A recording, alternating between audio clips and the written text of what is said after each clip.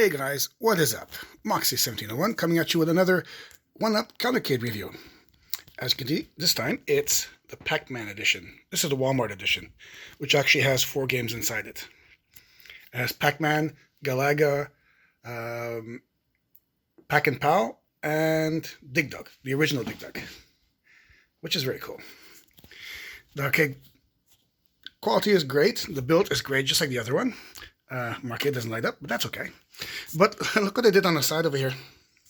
They put wood grain, which, it looks cool. I mean, I love wood grain. I was raised in the 70s, so of course I love wood grain. But in the arcades, back in the day, there were lots of pirated machines, okay? And the way to spot pirated machines is that the colors were changed, the pelts were swapped, the names were slightly changed, and pirated machines had wood grain on the side. The official machines never had wood grain. They had artwork or paint. The original Pac-Man had yellow paint on the side over here, not wood grain. And I don't know if the people, when they designed this, they realized that this is actually looking like the pirated arcade machines used to look back in the day. But however, that being said, I think it looks cool. It looks great. I have really no complaints. I'm just making an observation over here. The Pac-Man logo on the side is beautiful, nicely done.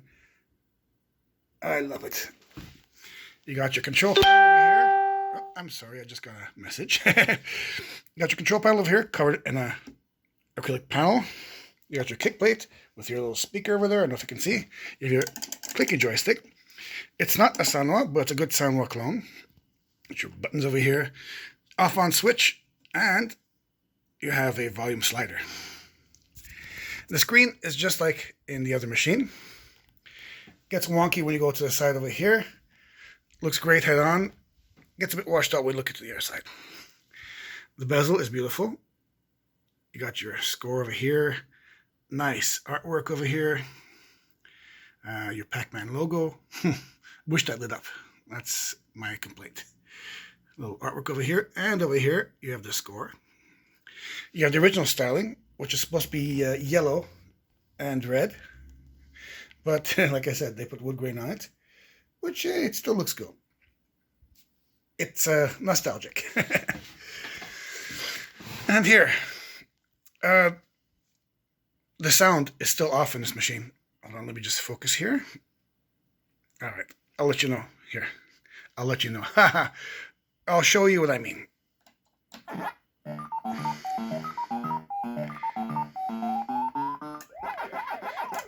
It plays well, as you can see.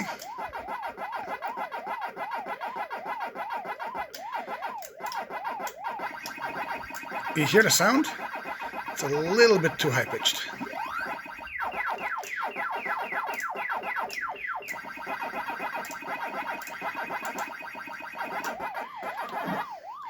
Like in your machine, you hold the start button down to get out of the game.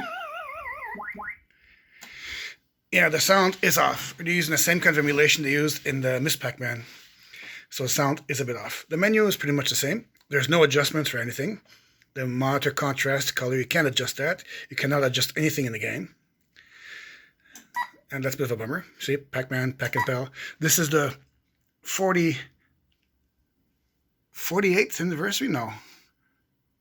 40th anniversary. Ha! I can't even read. I can't even read. I'm so old.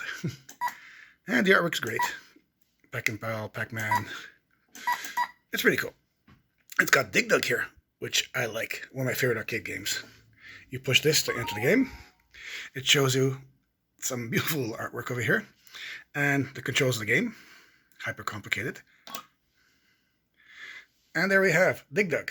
Now here it really shows when you go off to the side. Everything becomes like reversed. Yeah, I guess they chose cheaper monitors like this to keep costs down. But still, I wish they hadn't. I would have paid $50-$60 more to get a decent monitor. A nicer monitor. Because this monitor is decent. No. DigDug!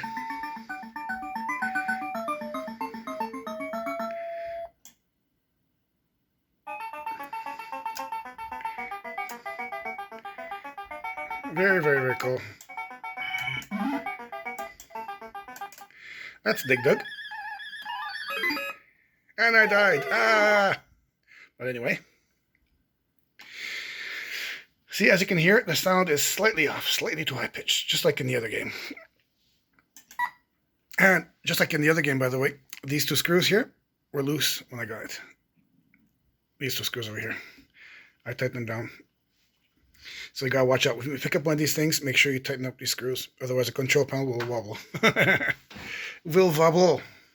Have a hard time speaking today. Maybe I need some coffee. Pac and Pal. This, unlike Pac-Man Plus, which is basically Pac-Man, and yes, I stand by what I said. I know I wrote something different in the comments, but Pac-Man and Super Pac-Man are basically almost the same game, except Super Pac-Man is Pac-Man with some tweaks. They added a few things, changed the colors around. They changed the way the ghosts get changed. When you eat a power pill, all three ghosts change and one stays the same. Little things like that. But it's basically Pac-Man, and I stand by that. Pac and Pal, however, this guy is a whole different ball of wax, so to speak. It's a completely different game, this. Ah, you can see the copyright. Now you're saying, hey, this is supposed to be Namco. I'm like, yeah, it is. Bandai and Namco. Bandai Namco Entertainment Incorporated. BNEI. Bandai and Namco. Apparently, they own each other these days. Anyway, to get back to the game.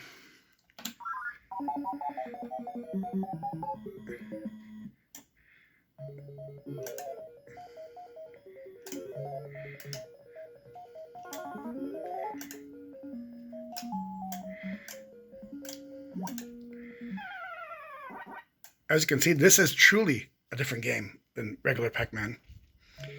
I will be publishing a review on this game when I get around to actually playing with it a bit.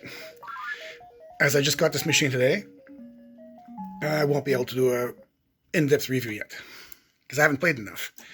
Galaga, it's Galaga. It runs just the same as I ran the other machine. And this is it. This is the machine. Very, very, very cool. Very happy with that.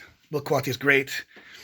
The price went down. Instead of being $200 like the other one was, this one was $150. Well, it came out to about $180 with tax, because if we're here in Quebec, we have 2 taxes to deal with. I think it's worth it. You know, adding this to my arcade collection, totally worth it.